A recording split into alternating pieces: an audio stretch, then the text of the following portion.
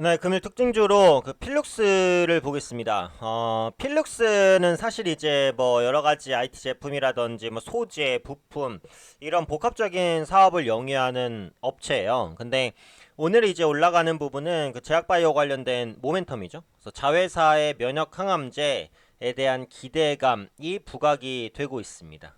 바이럴진에 대한 이제 면역 항암제 기대감인데 제가 제약바이오주 연속적으로 올려드리고 있지만 이제 분위기가 굉장히 중요한 섹터다 라는 말씀을 많이 드렸어요. 그래서 지난주에 코롱 티슈진이 일단 상장 폐지를 면했습니다. 그러면서 투자 심리가 급격하게 살아났고 HLB가 임상에 대한 성과 계속해서 내면서 꾸준하게 제약바이오주를 선도하는 그런 모습들 나타나고 있어요. 그러다 보니까 제약바이오주는 이제 약간의 좀 작은 호재가 나와도, 물론 이게 작은 호재란 얘기는 아니고요. 제약바이오주 자체가 이제 작은 호재가 나온다고 하더라도 충분히 주목받을 수 있는 그런 여건들이 형성이 많이 되고 있어요. 그렇기 때문에 꾸준하게 제약바이오 섹터에 대한 이슈가 나오는 부분은 챙겨보실 필요가 있다라고 생각을 합니다. 그래서 관련 내용을 보면은 그 미국 자회사죠. 미국 자회사 중에 이제 바이럴진이라는 기업인데 미국 자회사 바이럴진에서 연구 중인 면역 항암제, 네, 바이럴진에서 연구 중인 면역 항암제 관련해 미국 FDA에서 임상 이상 진행을 신청했다라는 겁니다. 미국 FDA에 임상 이상 진행을 신청했다라는 부분이죠.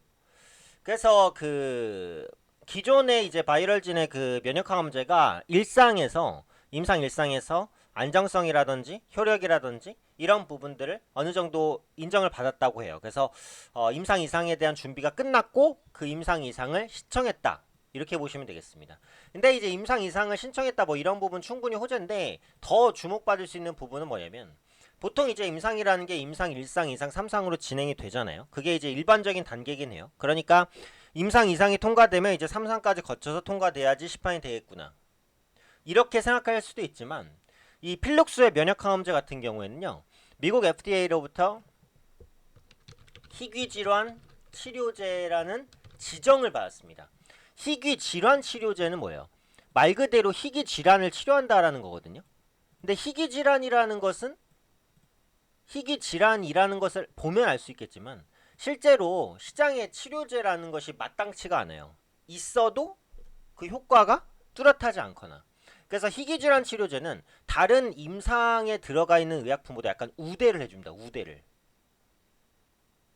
그 희귀질환 치료제는 이제 100% 검증이 안 됐더라도 환자에게 그 투여돼야 할 시급성이 인정이 되면 어느 정도 안정성이 있다라고 증명이 됐을 때 투여를 할 수 있게 돼 있단 말이죠. 그래서 지금 이 바이럴진의 면역항암제 같은 경우에는 그 임상 이상 이후에 판매 허가가 가능합니다. 네. 그래서 임상 이상에서 사실 이제 3상까지 가려면 시간이라든지 돈이라든지 이런 게 엄청나게 많이 들어요. 근데 희귀질환 치료제로 지정이 되면 임상 이상이 신청됐고 임상 이상을 통과하면 3상에 진입하지 않고 판매를 할 수 있게 된다는 말이에요. 그러니까 이게 결국은 뭐예요? 임상 이상이 다른 의약품이 임상 3상과 비슷하다는 거예요.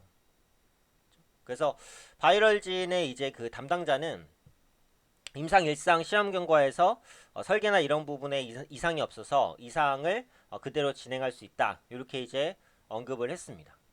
그래서 이번에 임상 2상 같은 경우에는 그 대학교와 암연구소 이런 데서 위암, 그 다음에 대장암, 췌장암 이런 부분들을 대상으로 해서 한 2년 내외로 진행이 될 것으로 보여져요. 그러니까 임상 이상은 이제 빠르면 한 2년 안쪽으로 끝나고 그 다음에 이제 통과가 됐을 때 시판에 대한 가능성이 생긴다 이런 부분이죠.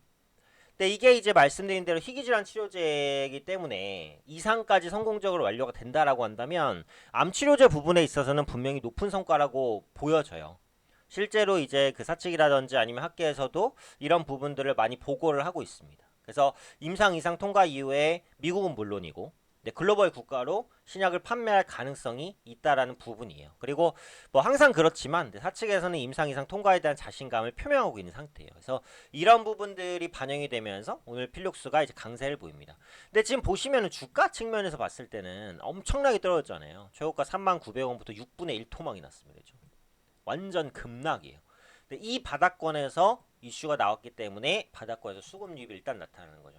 근데 제약바이오주는 이제 분위기가 중요하다는 말씀을 드렸는데 지금은 어쨌든 제약바이오주 분위기가 호전되고 있는 것은 맞잖아요. 그래서 이런 부분들을 감안을 한다면 향후 제약바이오주가 추가적으로 이제 투자 심리가 개선되면서 관련 호재가 나온 기업들을 조금 더 견인할 수 있지 않을까 싶어요. 그리고 이렇게 20% 정도 급등하면 웬만하면 가격 부담이 있다 이렇게 말할 수 있지만 필룩스는 워낙에 가격 낙폭이 컸습니다. 그렇기 때문에 바닥권에서 아마 추가적인 수급률 가능성이 있다라고 보여져요.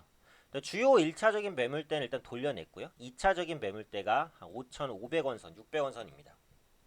그래서 이 가격까지 상향 돌파하게 된다면 완전한 바닥 탈피에 대한 모습을 보일 수 있기 때문에 현재 위치에서 일단 추가적인 수급이 유입되는지 이런 부분들 한번 체크해 보시면 될 것 같고 제약바이오주에서 호재가 나오는 종목군들은 앞으로 강하게 움직일 수 있어요. 제약바이오주 계속해서 좀 체크해 보셔야 될 것 같습니다.